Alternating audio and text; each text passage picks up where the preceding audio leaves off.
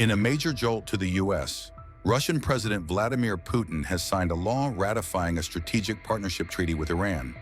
The agreement was first signed during a January 17 summit with Iran's President Masoud Pezeshkian in Russia. It promises deeper cooperation in trade, defense, energy, infrastructure, and regional development projects. The Russian Duma approved the treaty on April 8th, and the Federation Council passed it on April 16th. Putin's signature on April 21st finalized the deal, boosting Moscow-Tehran ties amid Western geopolitical pressure. The Kremlin said the pact enhances investment, logistics, humanitarian work, and regional stability efforts. Both nations also reportedly agreed not to help any third party engage in military conflict with the other.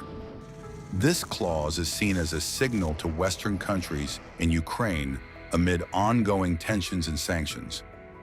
Russia and Iran have grown closer since Moscow's full-scale invasion of Ukraine in February 2022. Tehran has provided Russia with Shahed drones and short-range missiles for use in attacks on Ukraine. Russia now produces its own versions of Iranian drones, rebranded as Giran-2, for use in combat. It follows Putin's June 2024 defense pact with North Korea, which included mutual military support. Since then, reports say North Korea sent around 12,000 troops to Russian territory near Ukraine's border. This comes at a time when Washington and Tehran are at loggerheads over Iran's nuclear ambitions, since Donald Trump scrapped a deal during his first term.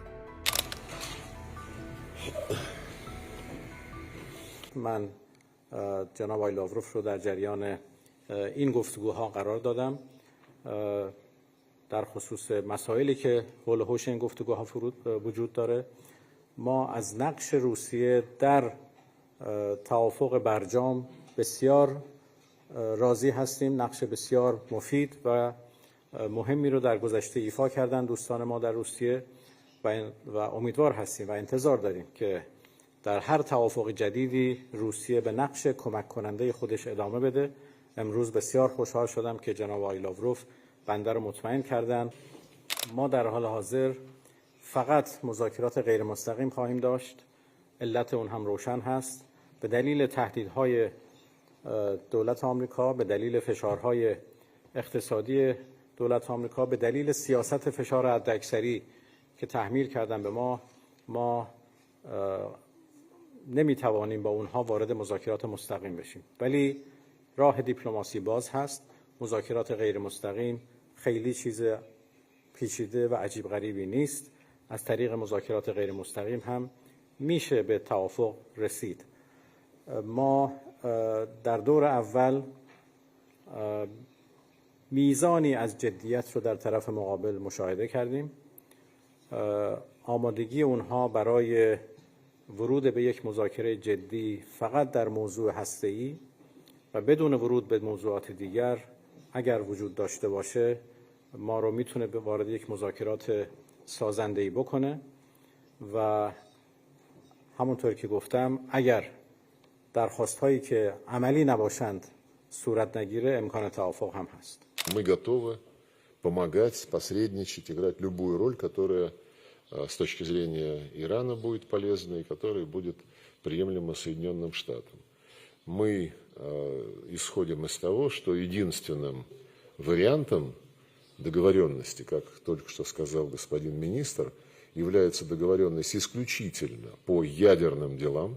Отмечу особо, что Исламская Республика Иран готова в полной мере искать эту договоренность в рамках договора о нераспространении ядерного оружия. Это принципиальный момент, который обязаны учитывать те, кто пытается нагрузить переговоры не имеющими к ядерным делам вопросами и тем самым создает очень рискованную ситуацию.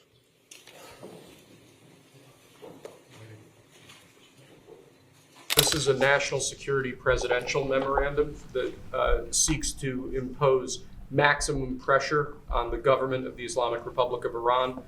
Many of these provisions are similar to actions that your administration took during your first administration. The basic idea here is to have every department and agency, or many departments and agencies in your government attempt to sanction and control Iranian activities, particularly relating to the Iranian nuclear program and the Iranian export of terrorism through support of various proxy groups abroad. And the intent here is to give you all of the possible tools to, I'd say, engage with the Iranian government to ensure that going forward they're less of a malign actor on the world stage. So this is one that I'm torn about. Everybody wants me to sign it. I'll do that. It's very tough on Iran. It's what we had before. We would have never had the problem. You would have never had October 7th. We would have never had the problem had the election gone the different way, which it should have. But this one, I think, more than made up for it. I think we're doing things, and it shows that more than made up for it, much more historic. The Iran situation, hopefully, I'm going to sign it, but hopefully we're not going to have to use it very much.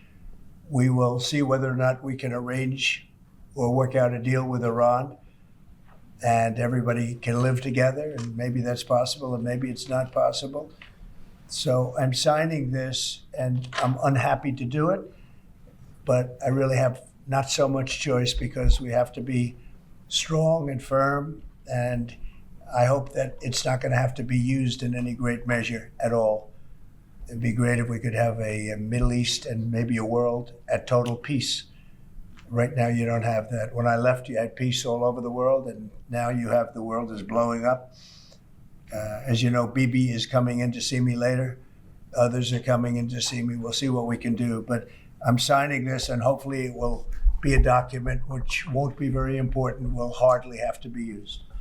So what kind of deal would you be prepared to Well, make? we're going to see. We're going to see. They cannot have a nuclear weapon. With me, it's very simple. Iran cannot have a nuclear weapon. Do you support We don't want to be tough on Iran. We don't want to be tough on anybody, but they just can't have a nuclear weapon. Mr. President, are you going to engage in conversations with your counterpart in Iran? I would. Do you want to block the sale of Iranian oil to other nations? Well, we have the right to do that, and that's what I did before. And they had no money. They wouldn't have had the money for Hamas or Hezbollah or anybody else. It could have been solved. This thing, it's just, if things went the way they should have, this would have been over long ago. But it's not over. How close do you think Iran is to developing a nuclear weapon? I think they're close. They're too close. But again, you could go back 4 years. I would have said they would have had it during this intervening period.